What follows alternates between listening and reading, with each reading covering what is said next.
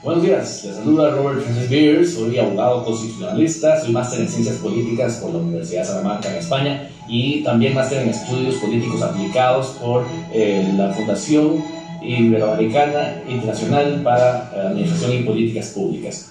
Pues he trabajado como asesor legislativo en varios periodos, también he sido letrado e investigador en el Poder Judicial y he formado parte también de la Superintendencia General de Valores en la Dirección de Formación y de Normativa. Y además me dedico a escribir, soy escritor, he publicado novelas, artículos de interés en distintos medios de nuestro país, inclusive en el exterior. He estado trabajando y estudiando el derecho constitucional durante los últimos años y he llegado a algunas conclusiones acerca del rumbo que está tomando nuestro país y el cual debemos enderezar desde un punto de vista patriótico, porque se ha abandonado el principio del patriotismo y es hora de retomarlo. Buenas, gusto en saludarlos. Gerardo Brenes Montoya, ciudadano costarricense. Es un honor compartir aquí con el doctor Robert Beers en este tema tan importante y de suma urgencia en nuestra patria hoy día. Constitucionalmente, ¿cómo evalúa usted la política costarricense? Gracias. Es un placer poder atender las consultas y a través de sus labios atender las consultas de muchos ciudadanos que yo sé que se hacen estas mismas preguntas. A nivel constitucional debemos entender cuál es nuestro sistema político. Comentábamos antes de iniciar fuera de micrófonos que la gente tiende a pensar únicamente en términos de la democracia. Y la democracia es solo uno de los componentes de nuestro sistema político. Nuestro sistema político se llama república. En el artículo primero de la Constitución, lo primero que uno lee es: Costa Rica es una república. Tiene sus características, soberana, independiente. Pero el sistema republicano, ¿qué implica? Implica varias cosas, son tres pilares fundamentales. El primero es el imperio de la ley, el Estado de Derecho. Es decir, la idea de que ninguna persona, no importa su capital económico, su capital político, su capital social, no está por encima de la ley, sin importar el puesto que ocupe. Es el Estado de Derecho el que permite a las personas ejercer su libertad. El segundo principio es la igualdad ante la ley, que se deriva del imperio de la ley. ¿Por qué es importante? Porque es el principio que nos indica que no importa la condición social, económica, política, de ningún tipo de una persona, la ley debe ser igual para todos y nadie está fuera de la ley. El tercer principio es el principio del poder limitado y dividido, es decir, la necesidad de que la concentración del poder nunca se produzca. En el régimen republicano, la concentración del poder es lo peor que puede pasar. Desconfiamos del poder cuando somos republicanos y entonces necesitamos dividirlo y mantenerlo separado para que no se concentre en pocas manos. Desde el punto de vista de la concentración del poder, cuando el sistema parece estar trabado es cuando está funcionando, porque está evitando que se concentre el poder. Pero cuando se desligan esas amarras, esos pesos y contrapesos de los que siempre se ha hablado en la doctrina política clásica, hay un grave peligro. Y el peligro es la concentración de poder, porque cuando el poder político se concentra, la ciudadanía queda indefensa. Entonces, ¿cómo se llega al poder político? La vía democrática es la base del sistema republicano porque expresa el consentimiento de los ciudadanos para ser gobernados. Ese consentimiento se plasma en un contrato político que llamamos Constitución. Entonces, cuando la Constitución es emitida, es el contrato mediante el cual los ciudadanos consentimos en dejarnos gobernar por un poder político al cual delegamos esa función a través del voto. ¿Cuáles son las condiciones y los términos de ese contrato? Nosotros, ciudadanos, nos dejamos gobernar si el Estado, de ese poder político constituido, se compromete a respetar nuestras libertades, derechos y garantías individuales, libertades, derechos y garantías sociales, a transmitir y a permitir el acceso al poder por vías democráticas, a mantener el poder separado de nuestros poderes clásicos, legislativo, ejecutivo y judicial, a mantener instituciones electorales limpias y a respetar una serie de estipulaciones, sin las cuales, cuando el contrato es lesionado por el gobernante que intenta concentrar el poder, que intenta manipular resultados electorales, que intenta manipular a la opinión pública o violentar derechos como el derecho a la intimidad, se cae en una ruptura de contrato que es una ruptura gravísima del orden constitucional. Creo que hace rato este gobierno inició ese proceso de ruptura a través de distintos actos. Notablemente, el más escandaloso posiblemente ha sido la creación de la OPAL, esa agencia de espionaje secreta, pero no ha sido la única. Este gobierno, con la excusa de la pandemia, ha mantenido suspendidas garantías constitucionales que no puede suspender legítimamente. Por ejemplo, la libertad de culto, la libertad de trabajo, la libertad de comercio han sido suspendidas, inclusive la libertad de tránsito. No sé si ustedes recuerdan, para el 2 de agosto prácticamente se le puso sitio a la ciudad de Cartago, diciendo nadie puede entrar ni caminando ni en carro aquí. O sea, imagínense, es un estado de sitio que nuestra Constitución no contempla. Eso ha sido agravado por el desinterés del Poder Legislativo, notablemente de quienes han ejercido su presidencia, en hacer respetar las competencias constitucionales que le da la Constitución al Parlamento. Y por un Poder Judicial, notablemente, una sala constitucional que existe como contrapeso para que los ciudadanos podamos hacer un alegato a favor de nuestros derechos y reclamar las rupturas de ese contrato que es la Constitución, que ha sido excesivamente tibia en algunos aspectos. Desde este punto de vista, hay una debilidad crónica que viene arrastrando el sistema gracias a un discurso antipolítico que se ha venido manejando a través de las últimas décadas, que ha permitido que personas sin ninguna formación y sin ninguna convicción a nivel político, a nivel ideológico, alcancen el poder y cuando lleguen ahí no sepan para qué lo quieren. Entonces, hay una debilidad que no es solamente una debilidad de los partidos políticos. Los partidos han descuidado la formación de sus cuadros o no han sido capaces, los nuevos que se han ido organizando, de generar una formación adecuada, cívica, en cuanto a valores y principios de la república y de la democracia costarricenses. Y esa debilidad se ha convertido en una anemia crónica que ha desarrollado ya una enfermedad más grave, y es esa debilidad del sistema, acompañada con la tendencia de este gobierno a ejercer acciones de corte autoritario, el talante prepotente del presidente de la República, de sus más preclaros asesores, muchos de los cuales, la gran mayoría, son personas sin experiencia, que pareciera que de trabajo comunal universitario lo nombraron viceministros. Entonces, estamos en un grave problema desde el punto de vista constitucional por personas que ni siquiera conocen la Constitución. Un día se escuchaba a una diputada que decía que era la mayor amenaza a la institucionalidad lo que estaba pasando ahora. O sea, pareciera que no supo que en este país hubo 3 guerras civiles. Pareciera que no supo que hubo como 7, 8 golpes de Estado. Pareciera que no sabe que hubo 4 invasiones extranjeras, una ocupación extranjera que fue la de Morazán. O sea, el desconocimiento patológico de la historia costarricense, de la idiosincrasia costarricense, de cómo llegamos hasta aquí, que es esencial que nuestra población lo sepa. Porque usted no puede defender lo que no conoce, usted no puede amar lo que no conoce. Si usted no ama su historia, si usted no ama su país, si usted no ama el sistema republicano que fue construido a base de una gran lucha, sangrienta incluso por momentos, vamos a estar en severo problema. Debemos conocer nuestra historia para no volver a repetirla, doctor, me decía usted ahora anteriormente. Claro que sí, es que hay una frase de George Santayana, un historiador hispano-británico, que nos dice que los pueblos que no conocen su historia están condenados a repetirla. Tenemos una pregunta aquí, doctor. Robert Beers dice: ¿qué es y por qué Costa Rica no debería crear una constituyente? Una asamblea constituyente. Los poderes que estábamos hablando del sistema republicano tienen una característica: son limitados. ¿Por qué son limitados? ¿Quién los limita? La Constitución. La Constitución es la que establece los límites del poder. Entonces, ¿qué pasa si nombramos una asamblea constituyente? Estamos nombrando un poder que puede cambiar el contrato, que no se podría cambiar de ninguna otra forma. Es decir, estamos invocando un poder político ilimitado. Oiga lo grave, un poder político sin límites es un poder político que puede cambiar el nombre del país, que puede cambiar el sistema de gobierno, puede pasarnos a ser una monarquía, puede pasarnos a ser una dictadura con presidente vitalicio, una Corea del Norte donde la presidencia se transmite hereditariamente. Una constituyente puede hacer cualquier cosa, puede eliminar la propiedad privada, puede establecer, por ejemplo, la anexión de Costa Rica a otro país, puede anexionarnos a Panamá o a Venezuela o a Estados Unidos o a la Unión Europea, revocar la independencia. Todas esas potestades las tiene una asamblea constituyente. Una asamblea constituyente, y este ejemplo nos lo daba en la Facultad de Derecho, se asemeja mucho a la novela de Frankenstein. ¿Por qué razón? Si ustedes recuerdan la premisa de esa novela, el doctor Frankenstein, muy optimista, creía que podía darle vida a un bicho que él construía con diferentes partes, pensando que él podía imitar a Dios y darle vida, ¿verdad? Él llega, lo revive y después no hay forma posible de que él lo pueda controlar. Él no controla a la criatura, nunca la logra controlar.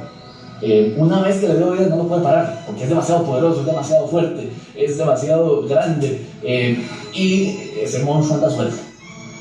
Eso es lo que pasaría exactamente cuando convocamos una asamblea constituyente. Le damos vida a un poder que está por encima de la Constitución, es decir, no está sujeto a los límites de la Constitución, está por encima de ellos. Y al darle esos poderes políticos tan amplios a una asamblea que puede tener 45, 50, 70 miembros, le estamos dando un cheque en blanco. ¿Por qué razón? Porque esa Constitución puede cambiar los derechos fundamentales. Puede decir aquí no va a haber libertad de expresión, puede decir aquí no va a haber libertad de culto, o vamos a subordinar la libertad de culto a la ideología de los derechos humanos según la entiende el partido tal. Puede establecer un régimen de partido único, puede establecer periodos presidenciales de 6, 8 años con reelección inmediata, continua, indefinida, para que tengamos al presidente religiéndose por los siglos de los siglos, amén. Ahí no está hablando usted de una dictadura. Perfectamente una asamblea constituyente puede determinar en eso. ¿Por qué razón? Porque no hay nada que la amarre, no hay ningún límite al que esté sometida. Inclusive, yo he visto los argumentos que vienen con los que alguna gente ha pretendido impulsar eso, y son argumentos puramente populistas, demagógicos, sin ningún sustento. Yo llevo bastantes años estudiando el tema, informándome, he escrito inclusive, y he pedido a las personas que impulsan esto que me digan exactamente cuál es el cambio que desean, porque tienen la posibilidad de cambiar absolutamente todo: el sistema político, la forma de elección, la constitución, es decir, lo que constituye el Estado costarricense puede ser alterado de todas las formas imaginables por una asamblea constituyente por un voto de diferencia. Oigan, la democracia interna de un parlamento, aunque tenga competencias constituyentes, puede ser por un voto de diferencia. Y esa norma se plasma en la Constitución y va a ser uno de los puntos esenciales de ese contrato con la ciudadanía. Entonces, la ciudadanía tiene que saber por qué está votando. Nos van a decir, es que nuestro proyecto va a ser la base de discusión y de ahí va a salir una constitución para vivir mejor. Eso no es cierto. Y voy a contar una historia de nuevo. En el año 1949 se convocó, en el 48 se convocó una Asamblea Nacional Constituyente que denunció la Constitución actual. Y resulta que durante todo el tiempo se dijo que el proyecto lo estaba elaborando la Junta de Gobierno, de Pepe Figueres, para que esa fuera la base de discusión. Y en la primera de tanteo, la Asamblea Constituyente leyó el proyecto de don Pepe y la Junta y dijo: desechado, vamos a discutir sobre este otro texto. Hasta ahí llegó el proyecto constitucional. Y don Pepe no tuvo mayoría. Don Pepe tuvo 4 diputados, incluyendo a don Luis Alberto Monge, a don Rodrigo Facio, no recuerdo los otros nombres, pero no tuvo, es más, tuvo una representación insignificante la Junta a nivel electoral. Tuvo más representación que el federalismo, que estaba prohibido, porque tuvo 6 diputados. El resto eran de los latinos, eran 34 diputados solatistas. Fue una bendición que esos diputados tuvieran claro el modelo de la República. Que una persona como Rodrigo Facio, o del otro lado, una persona como José María Celedón, eran personas patrióticas que conocían, tenían un bagaje histórico inmenso. Celedón había estado en la lucha contra los Tinoco, había escrito la letra al himno nacional. Una persona con un largo recorrido. ¿Qué calidad de personas? ¿Qué calidad de costarricenses? Exacto. Soñar no cuesta nada, pero qué difícil encontrar una selección nacional de costarricenses con el conocimiento y la capacidad, y sobre todo con la claridad, con esa visión para poder darnos de nuevo un sistema republicano perfeccionado. Ahora, el reto que yo he lanzado para discutir cuáles son los puntos esenciales que se quieren cambiar es por lo siguiente: no hay ningún punto de los que nos hayan dicho que no se puede obtener por medio de reformas parciales. Las reformas parciales se pueden aprobar incluso mediante referéndum, una reforma general no. El artículo 196 de la Constitución nos dice claramente que la única forma de modificar la Constitución por entero es mediante una elección de una Asamblea Constituyente. No hay otra forma, no se puede hacer por referéndum. ¿Una reforma parcial para qué? Para cambiar el sistema parlamentarista, para establecer una monarquía, para establecer qué. Nadie me dice, nadie me responde. Recuerdo yo el artículo 9 de la Constitución que tuvo una reforma en el 2003 con respecto a que el poder ciudadano es participativo y demás. O sea, ya se convirtió en una situación muy interesante, ¿verdad? El artículo, desde esa pequeña modificación que es tan grande a la vez, ¿verdad? Así es, porque el modelo original como se estableció en el 49, es un modelo, evidentemente, una república de carácter representativo. Se agradece la participación ciudadana a través del artículo de la reforma que se establece en el 2003. Se estimula, se invita a la ciudadanía a implicarse directamente por varias razones: por oxigenar el sistema, primero que todo, por establecer la ciudadanía como un poder, como un derecho propio. Pero hay que entender que la soberanía en realidad siempre estuvo en manos de la ciudadanía. Siempre desde el primer momento se estableció que fuera la ciudadanía la que ejerciera esa soberanía. La soberanía nunca ha estado en manos del presidente de la República, nunca, como en la monarquía europea, que el soberano era el rey. No, el soberano es la ciudadanía. La ciudadanía siempre ha sido la ciudadanía siempre ha estado en manos de la ciudadanía en una república. Eso simplemente se refuerza con la reforma del artículo 9, que mantiene, eso sí, incólume la división de poderes. ¿Por qué razón? Porque todos los poderes, el legislativo, el ejecutivo y el judicial, que se deben controlar entre sí, pero todos son derivados, y son derivados de la ciudadanía. La ciudadanía les delega el poder a través del voto y a través de la Constitución. No olvidemos algo, y esto es algo que debemos aprender todos los ciudadanos. La Constitución no existe para proteger al Estado frente al ciudadano, existe para proteger al ciudadano frente al poder del Estado. Correcto. Así dice por aquí, doctor Beers, ¿qué implicaciones y desventajas tendría esto para el país y su población? Una Asamblea Nacional Constituyente sería la total parálisis política del país mientras dure sus funciones. ¿Por qué razón? Primero, porque dejaría sin ninguna potestad a la Asamblea Legislativa electa. Porque si está en trámite un cambio constitucional, ¿qué sentido tiene tener una Asamblea Legislativa cuyos poderes están limitados por la Constitución?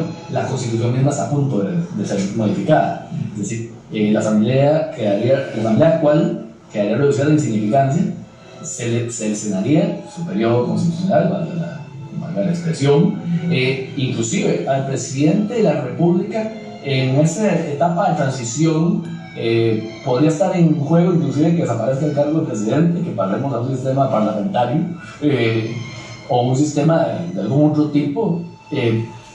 Es decir, la parálisis política que generaría ese vacío de poder, ese vacío de la transición, podría ser muy nefasto para nuestro país en momentos en que más bien se necesita una serie de figuras que tomen decisiones. Este es nuestro problema. Yo creo firmemente que no es el sistema político, sino las personas que lo integran. No hay un sistema perfecto. Y si nosotros elegimos personas incompetentes para ejercer cargos públicos y el sistema no funciona, yo creo que es muy insensato de nuestra parte culpar al sistema. Nosotros lo integramos mal como electores. Nuestra responsabilidad como electores es elegir bien. Pero si elegimos mal, ¿cuál sistema va a funcionar? No hay forma posible de que un sistema funcione si se elige mal. Ahora bien, ¿cómo hacemos para que los partidos nos den un mejor menú de aspirantes? ¿Sí? La forma es participando. No podemos esperar que aparezca alguien con una varita mágica y diga: nueva constitución, se arreglaron los problemas, ya vamos a vivir mejor. Desapareció la deuda, desapareció el déficit, desapareció el 30% de pobreza, desapareció el desempleo.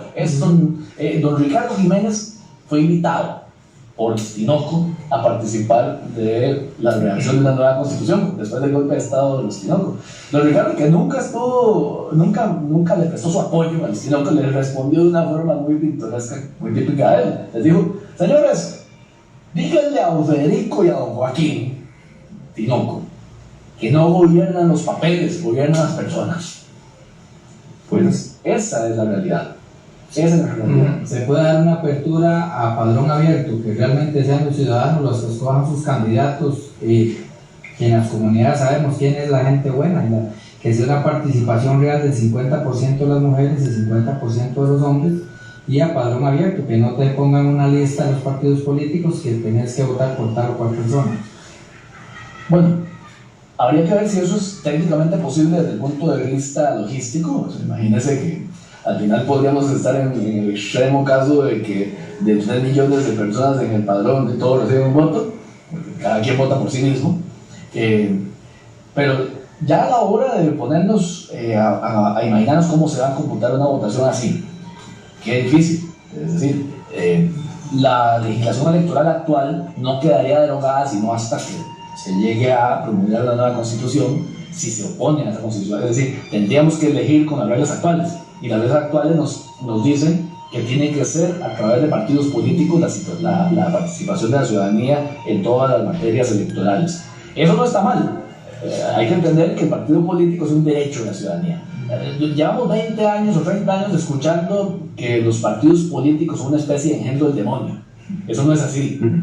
Los que los hacen engendros demoníacos son las personas que se meten, que a ellos mucho les conviene que nosotros pensemos así, porque entonces los ciudadanos sanos no participan en política porque creen que los partidos políticos son obra del demonio. No es así. Los hacen demoníacos las personas que están interesadas en que así lo parezcan, porque así tienen menos oponentes. Entonces sería llevar a las mejores personas, las más preparadas, de verdad, las más preparadas. No a los más prepotentes. No, a los más preparados. A los más preparados a esos cargos de responsabilidad, porque es increíble que 31 diputados desconozcan temas básicos de la Constitución política. Así es, y eso es sumamente delicado. A mí, entre las muchas funciones que me ha tocado desempeñar en mi carrera, me ha tocado ser asesor parlamentario. Y constantemente es necesario estar refrescando estos principios republicanos, constitucionales, y la doctrina de la Constitución en las funciones legislativas, porque muchas veces eso tiende a olvidarse. Eso es sumamente delicado, no podemos descuidarlo, pero hay que darles baños de Constitución casi diarios para no caer en las trampas del discurso político, en las armas de distracción masiva que acostumbra utilizar. Sobre todo este gobierno ha sido experto en la manipulación, experto en envolver, en crear conflictos, en dividir y en hacerse la vista gorda con lo que realmente es importante resolver. No, y el engaño y la mentira realmente, engaño y mentira, lo usan como un instrumento táctico, técnico, político para tratar de confundir a los ciudadanos. Mucho se dice, y a ellos les gusta mucho hacer entender o hacer creer que sus oponentes son fascistas, pero el fascismo metodológico no lo utiliza la oposición, lo utiliza el mismo gobierno. Aquello miente, que algo queda. La frase de Goebbels, el ministro de propaganda y de educación del nazismo. Se no hay que olvidar que Goebbels no solamente está en la propaganda, está en la educación, era el ministro de educación. La gente no sabe esto, lo recuerdan mucho como el ministro de propaganda, nada más. Él era el encargado de adoctrinar generaciones enteras en el fascismo, en el nazismo, que aprendieran a hacer este tipo de política, aprendieran la ideología nazi como si fuera la cosa más normal y más natural. Alemania tuvo que hacer un gran esfuerzo después para desnazificarse mentalmente. Nosotros estamos contaminados por ese fascismo metodológico que se ejerce en el gobierno, y así hay que decirlo, esa es la realidad. Hay un fascismo metodológico que se ejerce desde el poder político, que consiste en la mentira, en la manipulación e inclusive en permitir deliberadamente que la situación social y política y económica del país se deteriore para hacer más potable al país para discursos extremistas. Doctor, duele mucho cuando alguien se opone con argumentos y es tachado de terrorista, es tachado de delincuente y otros terminologías más por simplemente no estar de acuerdo con un criterio. Es doloroso, pero demuestra también una total ignorancia de los que están en el poder. ¿Por qué razón? Porque ellos no tienen la capacidad de la que hablaba John Stuart Mill, el liberal británico del siglo XIX, para someter sus ideas al caldero de la opinión pública. Es decir, él hablaba de que el debate de ideas era como meter las ideas en la olla, y las ideas que salían bien cocinadas eran las que al final demostraban ser buenas. Ellos nunca entran en un debate. ¿Por qué razón? Porque en primer término por una tendencia de ellos al narcisismo. Ellos están tan enamorados de sus propias ideas que no creen que ni siquiera merezcan ser discutidas. Son las de ellos, entonces son las buenas. Pero además, porque eso ilustra el temor que tienen a enfrentar un debate pensado. Ellos están con ideologías de manual, son ideas prefabricadas, a menudo importadas, recetadas de otros países, y se aprenden el manual, pero cuando uno les cuestiona los fundamentos filosóficos de ese manual, que están endeble, ellos rehuyen el debate y la salida más es poner un apodo, una etiqueta. Es un nivel de discusión casi de preescolar. Pero no es que esperemos otra cosa de una preescolar que está metida en el gabinete. Correcto. Dice aquí, en caso de ser necesario constitucionalmente, ¿cómo se puede destituir al presidente de la República? Okay. Esa es una de las fortalezas o debilidades de nuestro sistema actual. Nuestro sistema constitucional es presidencialista. Es decir, hay un presidente que además es el jefe del poder ejecutivo. La Constitución debe establecer la estabilidad política, no debe potenciar la inestabilidad. Entonces, la destitución del presidente solo se puede dar en un caso muy calificado, y es cuando hay una formación de causa penal en contra del presidente de la República, que analizada por el Poder Judicial, no por un órgano del Poder Judicial, sino por el Pleno de la Corte, porque se trata del miembro de los supremos poderes, y por la Corte Plena. La Corte determina que hay lugar a la formación de causa y entonces procede a solicitarle a la Asamblea Legislativa que ordene la suspensión del presidente del cargo y que se llame al ejercicio del cargo a quien constitucionalmente corresponda. Esa es la forma de hacerlo. En Costa Rica no existe el referéndum revocatorio y no existe tampoco el impeachment, la figura del juicio político que en los Estados Unidos, por ejemplo, se ha utilizado en los Estados Unidos de manera excepcional. Solo en 2 oportunidades ha llegado al Senado con un impeachment. El primero fue en 1868, que Andrew Johnson se salvó de la destitución por un voto. Le faltó un voto para destituirlo. Y la segunda oportunidad fue el caso de Richard Nixon, por el caso Watergate, que es una cosa muy, muy, muy parecida al caso de Upal, porque un tema de espionaje político ejercido desde la casa presidencial. Y cuando Nixon se percató de que ya no tenía apoyos políticos, prefirió renunciar antes de pasar por la vergüenza de ser destituido. Costa Rica no tiene esos mecanismos. Creo yo que esa es una reforma puntual que podría considerarse. Y no necesariamente hablo del referéndum revocatorio, porque eso sería un incentivo para ciertos movimientos políticos para querer desestabilizar al país a través de la lucha de manas, sino por una vía como el impeachment, el juicio político ejercido a través del Parlamento, que es el órgano llamado a representar y a calibrar los intereses ciudadanos frente a los intereses del poder político del momento. Y donde creo yo que la destitución de un presidente debe darse por un amplio consenso de fuerzas políticas y no necesariamente por un ímpetu partidario o politiquero del momento. Creo que es algo demasiado delicado. Ahora, en escenarios donde estamos ante una ineptitud manifiesta, deberíamos tener esa válvula de escape. El sistema político republicano debe tener válvulas de escape. Al existir independencia de poderes, no se va a ver permeado una decisión de esta magnitud ante la Corte Plena por políticos que quieran torcer el brazo en esa dirección. Lo ideal para el sistema republicano es efectivamente que esa independencia de poderes sea efectiva. A mí me correspondió hacer una investigación de 71 años de recursos de habeas corpus en nuestro país, de 1918 hasta 1989, que era en la época en que resolvía la Corte Plena. Había etapas de nuestra historia donde la independencia del Poder Judicial dejaba mucho que desear, sobre todo, por ejemplo, en periodos como el de los Tinoco, en periodos como la década de 1940, periodos complicados inclusive a posteriori. No es que Costa Rica fue un lecho de rosas de los derechos humanos después del 1949, no ha sido así. Inclusive en los años 50, en los años 60 había persecuciones evidentes de carácter político, donde la Corte se quedaba corta en la defensa de las libertades y derechos individuales y manifestaba una falta notable de independencia política. Idealmente, la independencia del Poder Judicial debe ser tal que no sea permeado en ningún caso por ideología o por intereses políticos. Pero el problema es entender la independencia del Poder Judicial como una ausencia de control político. Es que ningún poder de la República tiene que estar ausente del control político. ¿Por qué razón?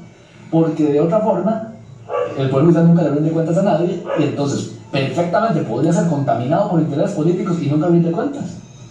Es peligrosa esa situación. Veo un caso ahí, pero son nombrados por los diputados, los señores magistrados. Sí.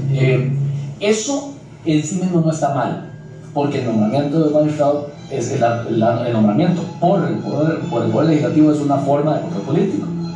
Así como el presidente de la República se juramenta ante el Parlamento se juramenta ante el Tribunal de Elecciones, el Tribunal de Elecciones se juramenta ante el Poder Judicial, es decir, todos los poderes se controlan mutuamente. ¿Cuál es la debilidad, creo yo, del tema de la elección de magistrados?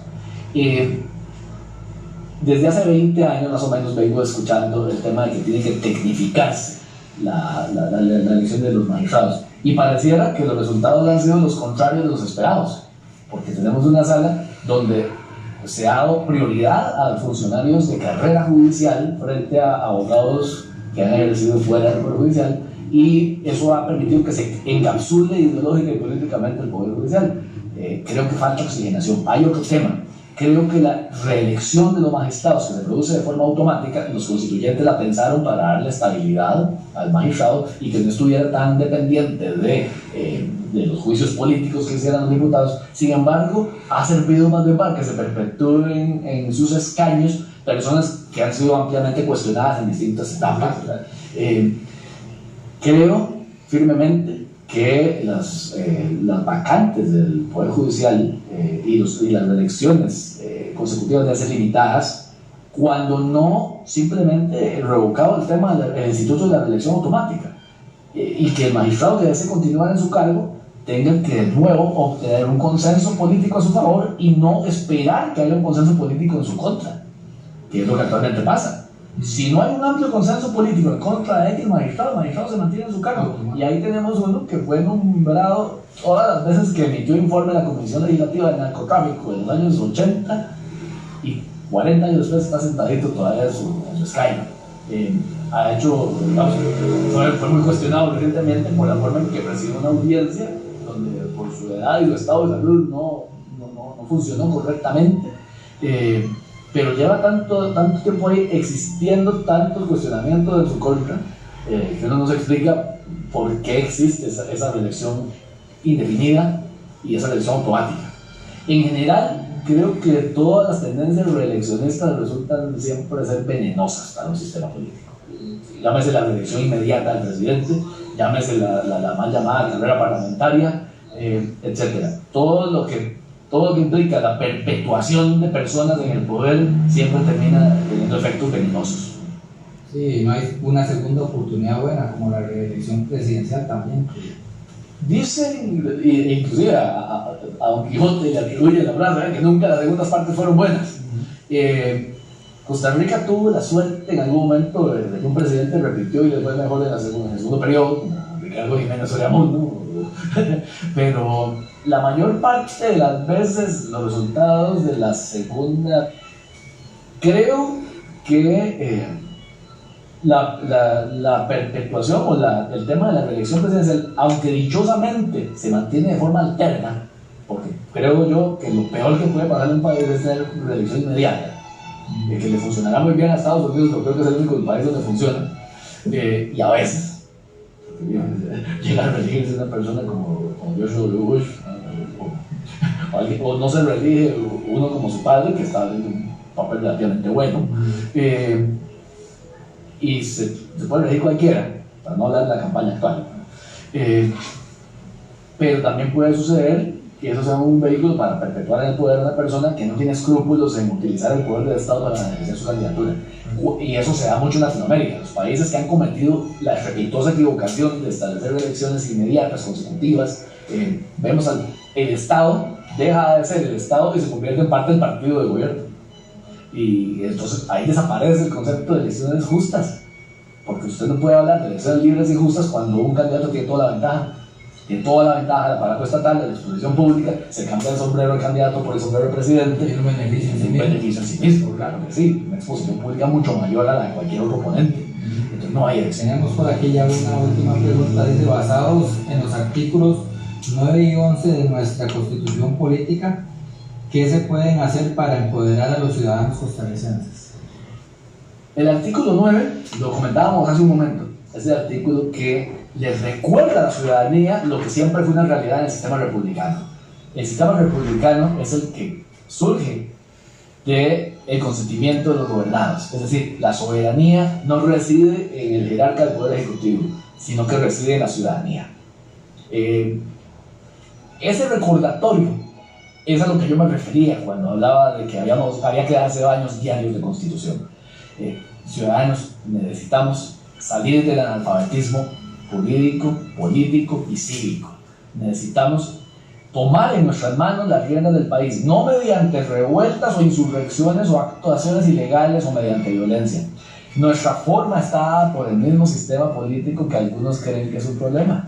Es la República, y la República nos llama a participar, nos llama a la defensa. El artículo 11 nos recuerda que los funcionarios públicos son simples depositarios de la autoridad. ¿La autoridad de dónde sale de ellos? Sale de la Constitución, sale de la legalidad, sale del principio del imperio de la ley, sale de la República, sale de la Constitución. Necesitamos tener claro que nuestros funcionarios públicos están ahí solamente para ejercer las funciones propias de su cargo, las que les son delegadas de forma legal, y no pueden ir más allá de esas funciones porque estarían incurriendo en abuso de autoridad e inclusive en delitos más graves. El presidente de la República, sus facultades están determinadas por la Constitución. La Asamblea Legislativa también, el Poder Judicial también, todos los funcionarios, todos los poderes son limitados. A la base de la Constitución, y así fue como iniciamos este programa, está el principio del gobierno limitado y dividido. No podemos permitir la concentración de poder. Y la forma de evitar la concentración de poder es que cada ciudadano ejerza el suyo. Que cada ciudadano sea consciente de su libertad individual, de su responsabilidad individual, y se ponga la camiseta del país y exija a sus representantes, a sus delegados, las cuentas debidas y las decisiones oportunas. Basta ya de patear la bola. Hay una situación, doctor, ya para como un comentario, cuando uno escucha el himno nacional, ese sentimiento patriota, cuando uno pone la mano al corazón escuchando el himno nacional, siento que se ha perdido, se ha dado una situación de adoctrinamiento antipatriótico. Para mí eso es, la patria es más allá, no simplemente un nombre, va más allá de una bandera, de un escudo, de un himno. Hoy más que nunca, doctor, que hace un rato conversábamos al respecto, debemos estar más unidos